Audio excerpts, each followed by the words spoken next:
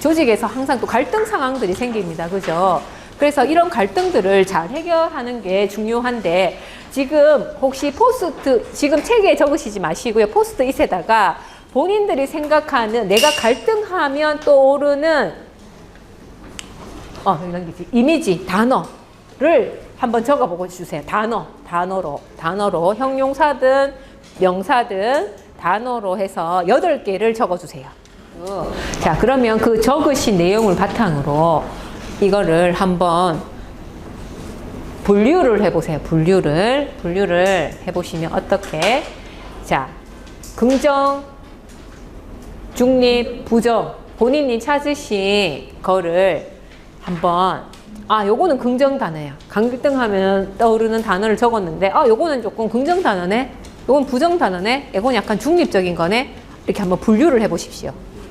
자, 분류를 이렇게 해보시면, 내가 갈등하면 떠오르는 단어를 적었는데, 나는 갈등에 대한 단어가 부정이 많다면, 갈등은 좀 안 좋은 거네 라고 인식하는 경우가 있을 것 같고, 또 긍정이라면, 요즘 약간 긍정적으로 생각한다거나 아니면 중립적으로 생각을 한다거나 라고 볼 수 있을 것 같아요.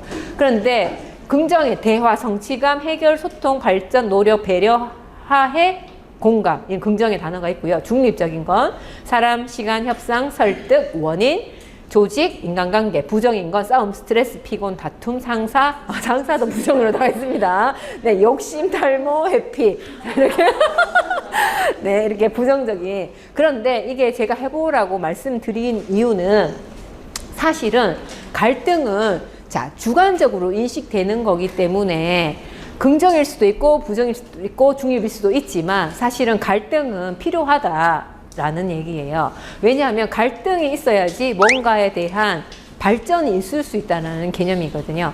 그래서 요걸로 한번 보시면요. 혹시 토끼가 보이십니까? 그럼 오리가 보이십니까? 네, 그죠? 오리로 보일 때는 토끼는 안 보이는데 토끼가 보일 때도 오리가 안 보여요. 왔다 갔다 해요. 그죠? 그래서 이런 갈등이라는 것은 사실은 똑같은 자극이지만 나의 상태에 따라서 조금 다르게 느낄 수 있다라는 겁니다. 갈등이라는 게. 갈등이 나에게는 긍정이 이제 보이십니까? 요렇게, 여기 요렇게 보면 오리, 부리. 그 다음에 요렇게 보면 토끼, 기. 요렇게. 그죠? 그래서 갈등이 때론 내가 부정이라고 생각을 하고 있지만 나의 상태에 따라서 이게 긍정적인 영향일 수도 있다라는 겁니다. 그래서 갈등은 이게 갈칙자하고 등나무 등자인데요. 이게 칡나무하고 등나무는 이렇게 덩쿨 식물인데 반대로 자란다고 해요. 반대로. 네, 이렇게 엇갈리게. 그래서 요거를 갈등이라고 우리가 이 한자에서 가지고 와서 갈등이라고 개념을 정했습니다. 그래서 사람이나 집단 또는 조직과 같은 사회적 주체 간의 이해관계가 충돌하여 서로 적대시하거나 대립하면서 상대방의 이익에 상충되는 방향으로 작용하는 것들이 우리가 갈등이라고 하는데, 이거는 사실은 실제적인 것보다는 나의 상태에 따라서 어떻게 지각되느냐에 따라 갈등이 될 수도 있고 갈등이 아닐 수도 있다는 거예요. 그래서 이런 상황을, 갈등을 또 발생한 요인을 보면요. 자, 해석의 충돌이 있습니다. 여기 보면 텔레비전을 보면서 사람들이 보는 상황인데 두 사람이 똑같은 화면을 보고 있지만 다른 생각을 하고 있죠. 여기 보시면 뭐라고 있습니까? 한쪽에는 확진자 수가 엄청 많네. 왜 다들 돌아다니는 거야? 이렇게 이제 짜증나 하면서 사람들이 돌아다니는 거에 대해서 확진자가 너무 많네. 저 조심해야 되겠다. 같은 것을 보면서도 이렇게 할 수도 있고요. 또 이렇게 다름에 대한 충돌, 그죠? 술을 못 마시는데 막 반가워서 계속 한잔 하라 하고, 나 술 못 마시는데 계속 먹으라 하고, 이런 이제 다름에 대한 충돌. 그 다음에 이해관계에 대한 충돌.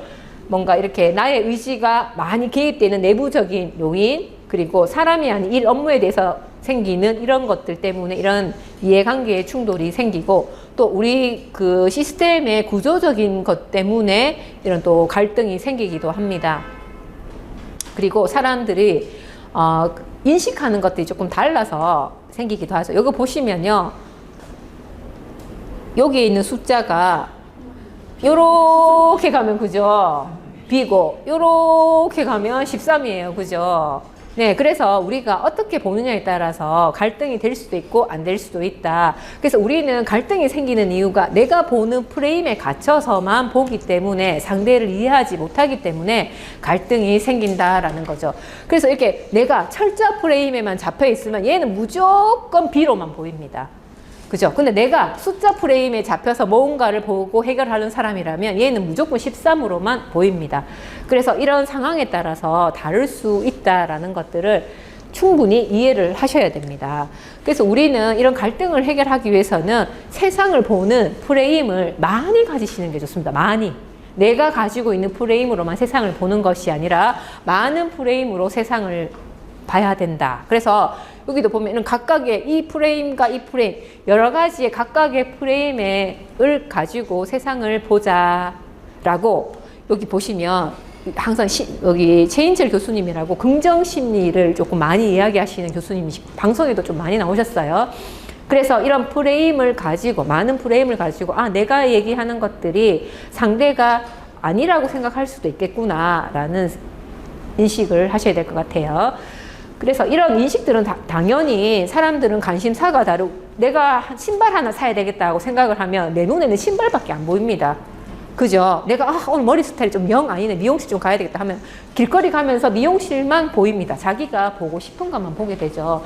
그래서 관심사, 가치관, 또 본인들이 아까 전에 가치관을 체크하셨어요. 그죠? 핵심 존재 키워드. 그것에 따라서 중요하게 생각하는 것들이 다르기 때문에 이런 갈등이 생깁니다. 관심사, 가치관, 감성 때문에. 자, 여기에 여러분들한테 갈등을 한번 드려볼까요? 자, 여기에 체면을 좀 걸어야 됩니다. 여러분들은 피자를 너무 좋아하는 매니아세요. 그래서 피자를 삼시세끼 피자만 먹어도 저는 괜찮다, 나는 괜찮다 하는 피자 매니아인 상황에서 여러분들이 오늘 피자를 그래서 여러분들 피자 없으면 못 사는 사람이 지금 체면을 거셔야 돼요. 나는 피자 없이 못 살아. 자, 이런 상황에서 여러분들은 아르바이트를 해가지고 돈 10,000원을 벌었습니다. 그리고 나한테는 10,000원밖에 없습니다.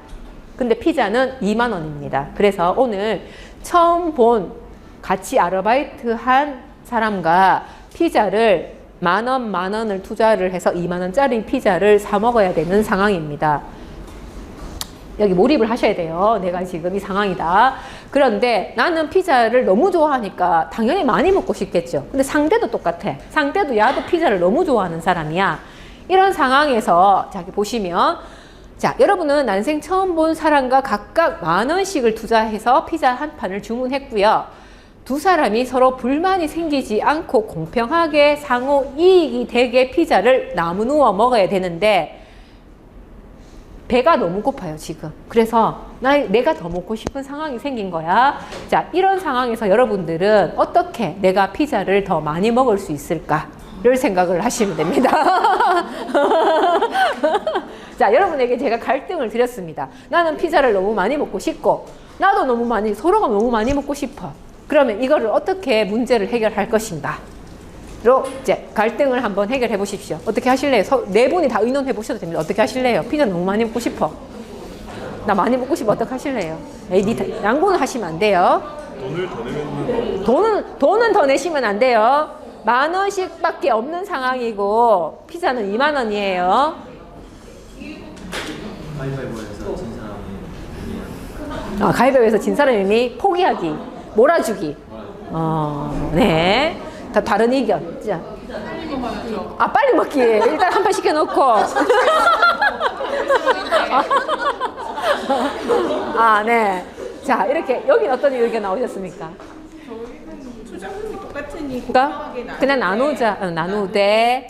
먹고 혹여라도 남기면 내가 먹겠다. 똑같이 나누어서 먹다가 뭐 배부르면 남긴 사람 거를 내가 먹겠다. 여기는 아까 가위바위보에서 한 사람 몰아주기. 아까 했었죠. 몰아주기. 여기는 반. 여기는 반이고 저도 4개 해가지고 한 사람한테 몰빵. 몰빵. 네. 다 먹거나 나누어 주거나 빨리 먹거나. 네, 빨리 먹거나. 네, 좋습니다. 제가 그러면 한번 일반적으로 제일 쉽게 하는 방법은 반틈 나누는 겁니다. 우리 그게 제일 공평하다고 생각을 하고 있으니까. 그런데 이제 갈등 상황은 조금 자, 이렇게 세 가지 방법으로 제가 안내를 해드립니다. 제일 레벨이 낮은 방법은 분배형입니다. 자, 가장 단순하게 해결하는 방법이에요. 서로가 이제 반 나누자. 근데 반 나누는 것도 되게 또 신중하게 하시는 분이 있어요. 어떻게 하는지 알아요? 가위바위보해서 이긴 사람이 나누고 진 사람이 먼저 갖고 가기. 그러면 나눌 때도 정확하게 나누고 이렇게 한다는 거죠. 이렇게 어쨌든 반반 나누자라는 분들이 계세요. 자, 이 교환형은 어떤 거냐 하면 나는 빵에 있는 토핑 이런 부분 좋아해. 나는 빵 꼬투리 좋아해. 해서 본인이 원하는 거를 이익을 나누는 방향으로 하는 이익 교환형이 있습니다. 자, 가치 창조형은 뭐냐 하면 어떤 방법이냐면 피자를 8등분을 딱 하면 우리가 이거를 조각 피자로 팔자 다시. 그래서 한 개당 2,500원에 판매를 하면 돈이 10,000원 더 생기죠. 그거를 나누고 피자를 다시 사서 먹자라고 하면은 우리가 새로운 가치 창조를 한 결과가 되는 거죠. 그래서 서로 문제를 해결할 때는 서로가 윈윈 할 수 있는 방법을 모색하는 게 제일 좋은데 그걸 잘 우리가 안 해봤기 때문에 제일 쉬운 분배형으로 우리가 문제를 해결하고 있습니다. 오늘 제가 안내해드리고 싶은 내용이 너무 많은데 또 시간이 또 일찍 끝난다고 해가지고 요거는 갈등 유형 검사지입니다. 그래서 여러분들은 갈등 상황이 생겼을 때 어떤 형태로 주로 갈등을 해결하고 있는지에 대한 이제 질문인데요. 답지하고 문제지가 따로 있습니다. 그러면 요것도 두 문제씩 문제가 짝이 지어져 있는데요. 읽어보시고 내가 A다, B다 하시면 A, B에다가 동그라미를 해주시면 됩니다. 자, 1번 문제에도 A, B가 있고 2번 문제에도 A, B가 있죠. 그러면 1번 문제에 내가 답을 A라고 생각한다 라고 생각을 하면 답지에다가는 1번에 A에다가 동그라미를 하시면 됩니다. 바로 답지에 체크를 하시면 됩니다. 문제를 받으시면 바로 이해하실 수 있을 거예요. 자, 문제가 1번에도 A, B가 있어요. 그러면 답지에도 A, B가 적혀 있는데 A면 A, B면 B에다가 바로 체크를 해주시면 됩니다.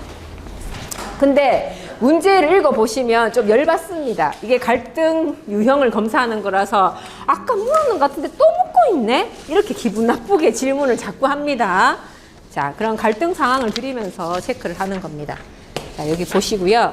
여기다 바로 체크하시면 됩니다. 네. 1번에 내가 A를 택했다 하면 1번 번호에 A를 동그라미 하시면 되고요. 2번 문제에 또 B다 하면 2번 문제에 B 이렇게 동그라미 하시면 됩니다. 요거는 토마스 킬만의 갈등 유형 검사인데 개발된 지는 굉장히 좀 오래되었는데 요게 신뢰도가 좋아서 지금까지도 쓰고 있습니다. 요게 1976년에 요게 개념이 생긴 검사지입니다.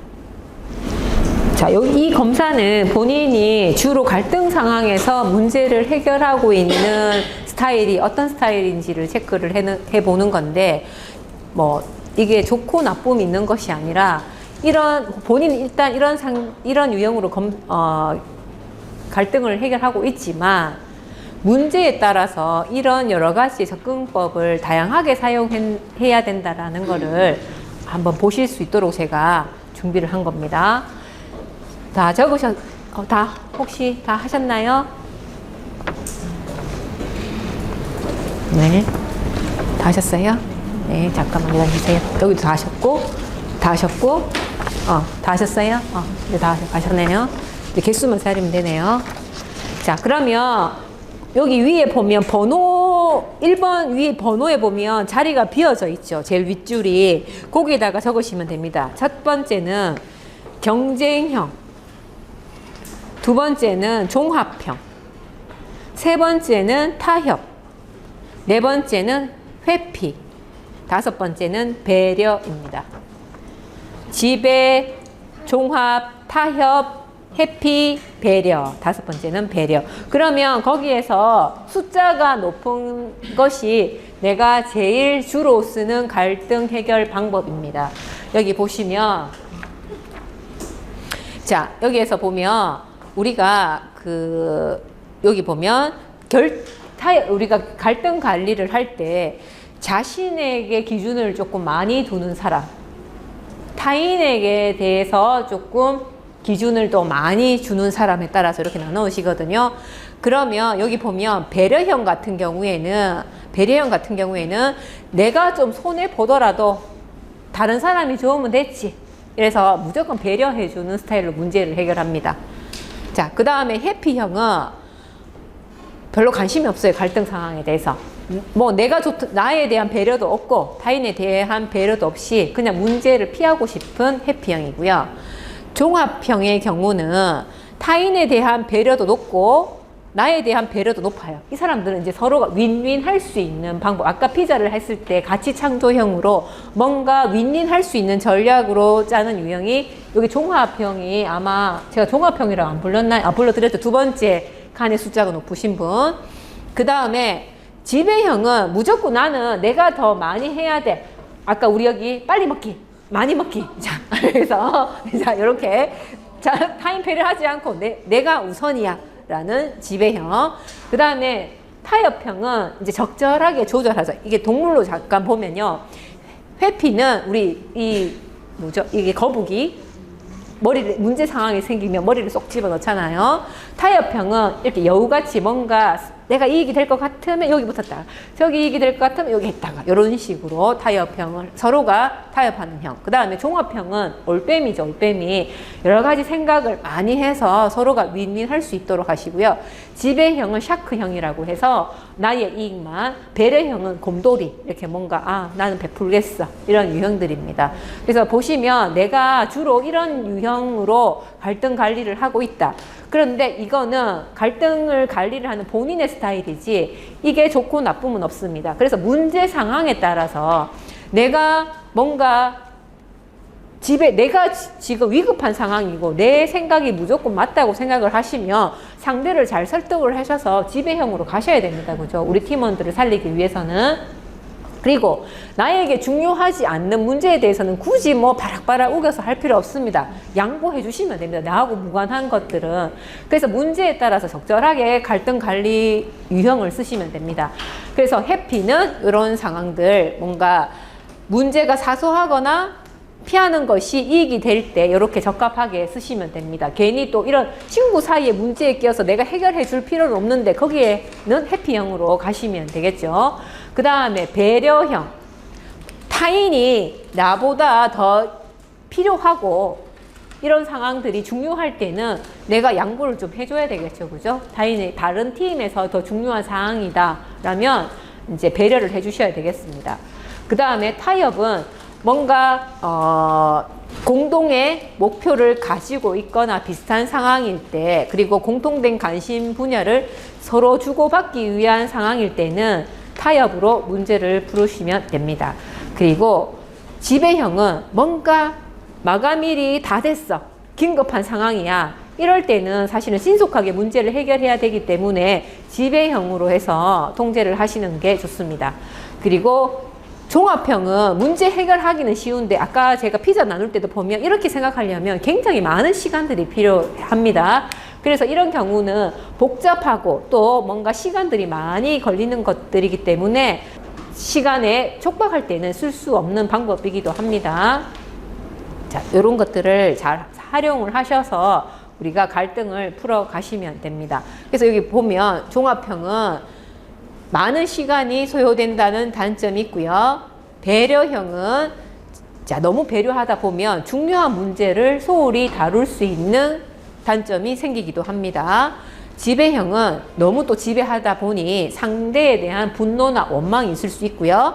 해피형은 중요한 문제까지도 회피할 확률이 높게 된다. 그리고 타협할 경우에는 우유부단하거나 문제 해결을 창의적으로 도출하는데 문제가 있게 된다라는 겁니다. 그래서 여러분들이 갈등 상황이나 문제 상황이 있을 때 어떤 것이 나에게 더 이익이 되는지를 잘 생각을 하시고 서로가 윈윈할 수 있는 방법으로 갈등을 해결하시면 됩니다. 그래서 갈등을 해결하실 때는 뭔가의 요구, 창끝의 대립이라고 했습니다. 그래서 한 가지의 방법을 찾아야지라고 생각을 하면은 갈등을 해결하기가 힘듭니다. 그래서 이 사람이 뭔가를 요구를 하지만 이 사람 마음속에 있는 욕구가 무엇인지를 파악을 하시고 또 내가 진짜로 욕구가 무엇인지를 생각을 하셔서 다양한 대안으로의 접근을 하셔야지 갈등이 해결될 수 있습니다. 그래서 사람은 요구를 만족시키기 위해 요구를 하는 것이 아니라 내가 요구가 있음에도 불구하고 욕구를 만족시키기 위해서 요구를 한다. 그래서 사람들이 뭔가 갈등 상황에서 이렇게 A라고 얘기를 하지만 그 A라는 말 속에 갖고 있는 고맥락으로 말하지만 진짜 하고 싶은 이야기는 뭔지를 알아차리셔가지고 문제를 해결을 해야 되겠죠. 그래서 우리는 뭐 이런 거 있잖아요. 아이고 그 광고도 많이 나와죠. 아유 나는 냉장고 필요 없다. 뭐 누구 집에는 냉장고 사줬다 하더라. 이런 거 있잖아요. 자, 그런 것처럼 뭔가 요구는 하는데 본인의 욕구는 드러내지 않습니다. 그래서 이 욕구를 무엇인지를 찾아서 창조적 대안을 찾으시면 됩니다. 조금만 더 할게요. 그래서 이런 것들을 하기 위해서는 또 일단은 갈등을 해결하기 위해서는 감정 관리를 잘하는 것이 굉장히 중요합니다. 갈등 상황이 생겼을 때 자신의 감정을 잘 조절하기 위해서는 일단 나의 현재 감정을 멈추고요. 그 다음에 이런 생각을 좀 해봅니다. 아, 내가 이런 감정이 왜 들지? 어디에서 이런 감정이 왔을까? 이런 생각을 하면서 본인에 대한 그 감정을 정리하는 시간이 필요합니다. 그래서 이런 상황에서는 내가 어떻게 행동해야 될까를 조금 생각을 해보시면서 갈등을 해결하셔야 될 것 같아요. 사실 1단계가 제일 중요합니다. 갈등 상황에서는 감정을 어떻게 조절하는지. 그 다음에는 이 상황에서 우리가 해결해야 될 문제가 무엇인지를 명확하게 파악하시는 게 제일 중요합니다. 일단 문제 상황에서 해결해야 될 문제는 무엇인지.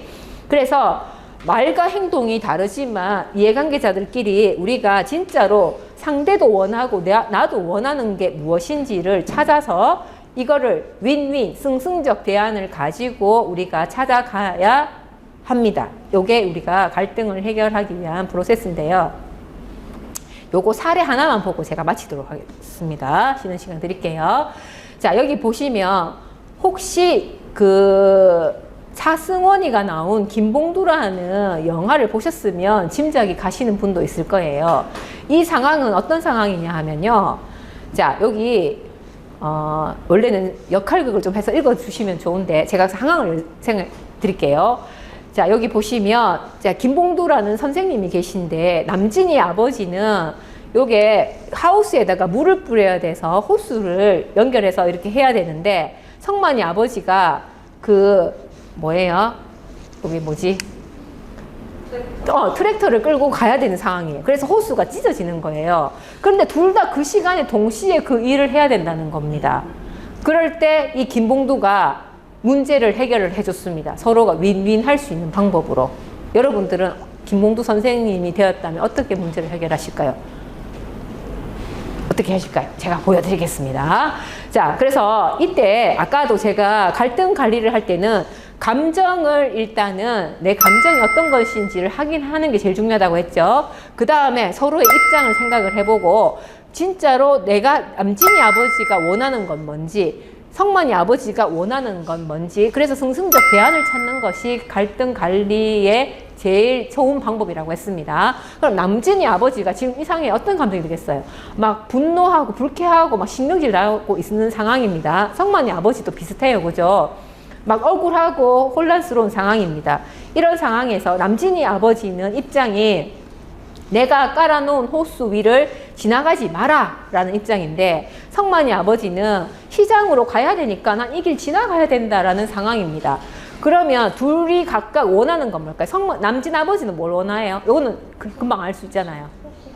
호수 사용해서 논에 물 대고 싶다. 성만이 아버지는 빨리 농산물 내다 팔아야 되니까 가야 된다라는 거예요. 그럼 둘이가 진짜 원하는 것을 할 수 있는 방법을 찾아야 되겠죠. 요게 자, 길 위에다가 길 위에 있는 호수를 땅에다 파묻고 그 위에 이제 지나가는 방법입니다.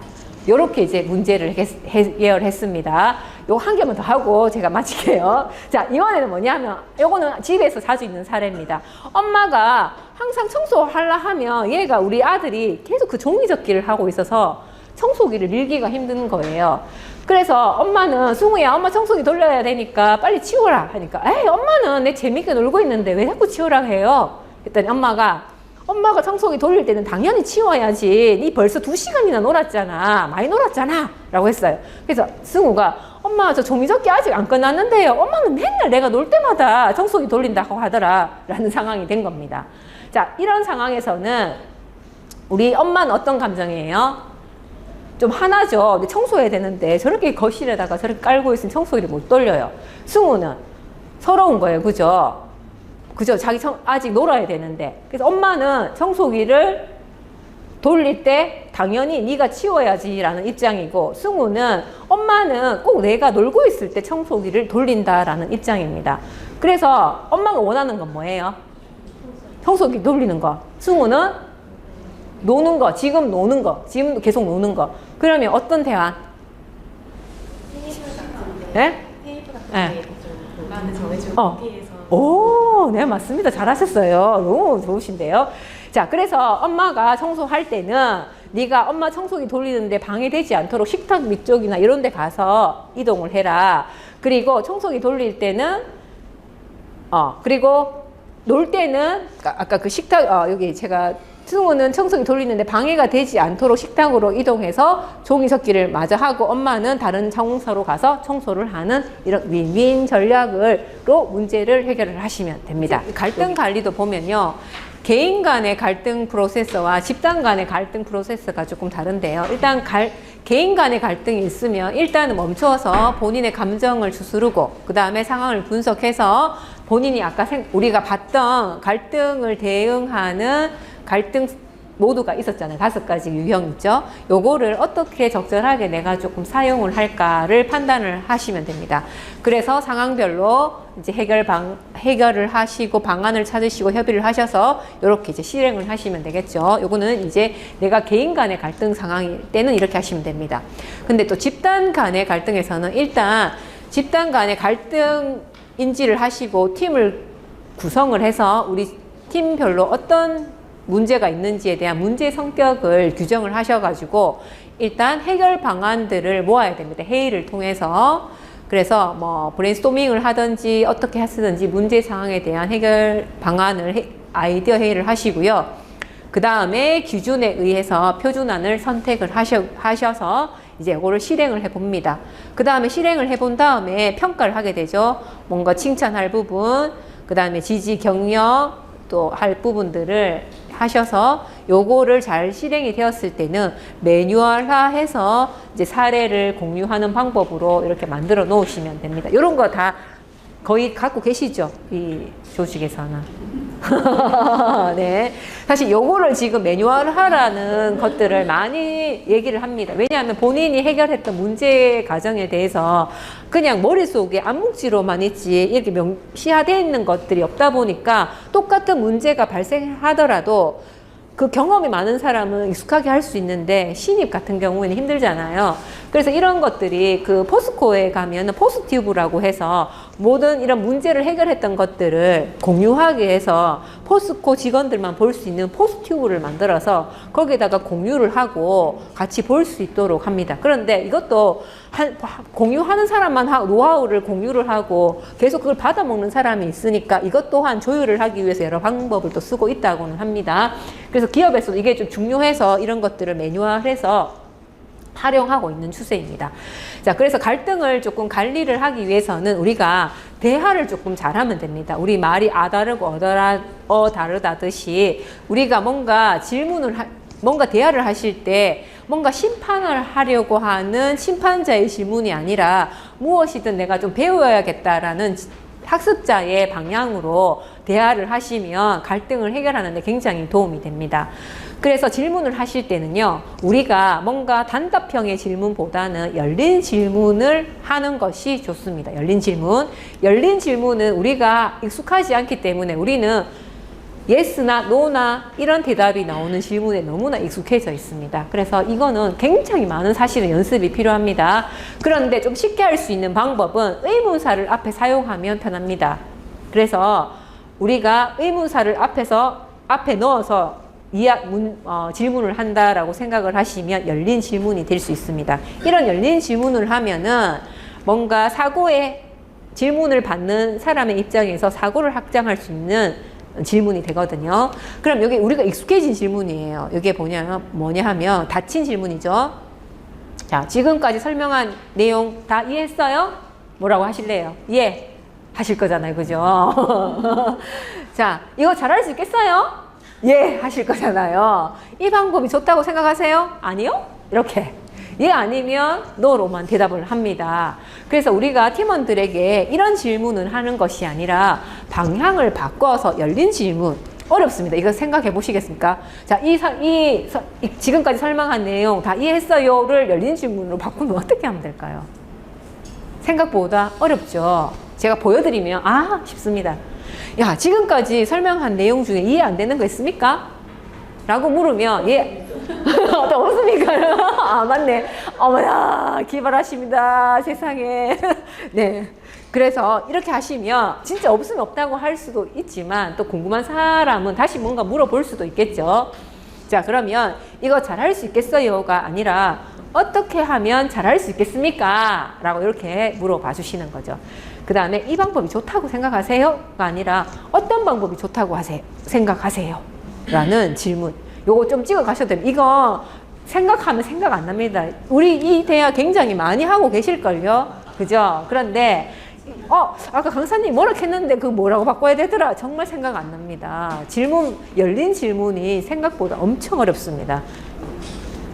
자, 그리고 우리가 갈등을 해결하기 위해서의 또 좋은 대안은요. 자, 또 상황극을 한번 만들어 보겠습니다. 여러분들은 지금 이제 아까는 형님 아우였는데 이번엔 자매가 되는 거예요. 자매. 언니, 여동생이 되는데 두 사람이 지금 싸우고 있는 상황이에요. 왜냐하면 언니가 딸기 우유를 너무 좋아해서 학교 갔다 와서 먹으려고 냉장고에 딱 놔뒀는데 동생이 미리 와서 그걸 먹어버렸어요. 정말 열받아 죽겠어요. 지금 내가 먹으려고 챙겨놓은 걸 지가 먹었어요. 그래서 계속 동생한테 네가 먹었지? 끝까지 내가 먹었거든 하고 이렇게 대드는 상황입니다. 네, 이거 해결할 수가 없죠. 근데 여러분들이 질문을 잘 하시면 동생이 자백을 합니다. 내가 먹었는데 라고 자백을 합니다.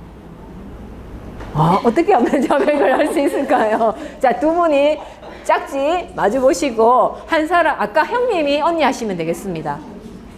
아까 형님이 언니 하시고 아까 아우님이 여동생 하시면 되겠습니다. 자, 그러면 우리 언니가 니 내 우유 먹었지? 라고 물으면 동생은 무조건 나 안 먹었거든 이렇게 합니다. 그런데 우리 언니가 질문을 잘하면 우리 언니가 어떻게 질문을 하면 동생이 내가 먹었는데 할까요? 어떻게 하시면 될까요? 어디가 주려고 했는데. 오, 답이 나왔습니다. 벌써. 엄마 어디 갔지? 너 주려고 했는데. 역시.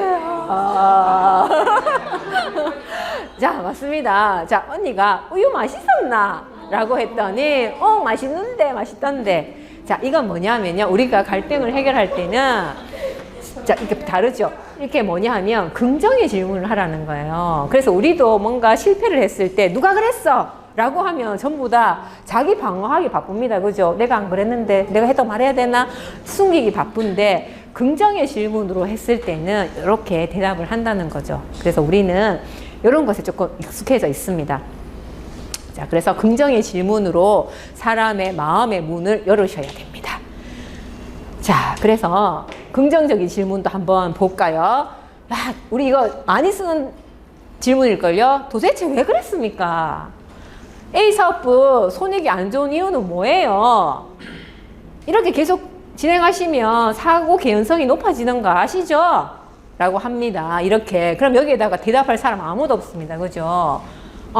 난 모르겠네. 이제 회피를 하게 되는 거죠. 근데 그러면 어떻게 긍정의 질문을 하느냐? 도대체 왜 그랬습니까가 아니라 앞으로 미래를 갑니다. 앞으로 그러면 어떻게 하면 우리가 좋겠어요? 과거로 가는 것이 아니라 미래로 가는 질문을 합니다. 그 다음에 사업부 손익이 안 좋은 이유, 사업부 이익을 높이려면 어떻게 해야 되겠습니까? 라는 질문으로 해야죠. 긍정의 질문으로. 그리고 자, 사고 개연성이 높아진다고 막 얘기를 합니다. 이럴 때는 사고를 예방하려면 어떤 방향으로 개선을 하면 좋겠습니까? 하면 의견이 막 나오겠죠. 그죠? 그래서 우리가 업무를 하실 때도 부정형 질문이 아니라 이런 긍정의 질문을 사용하시면 됩니다. 요것만 바꾸셔도 많이 달라지실 거예요.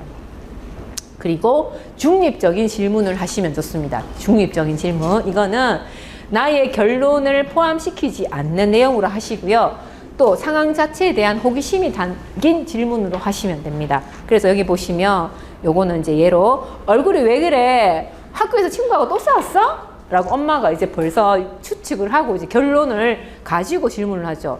도대체 김 과장이 고객 관리를 어떻게 했길래 똑같은 상황인데 박 과장하고 이렇게 차이가 나? 라고 합니다.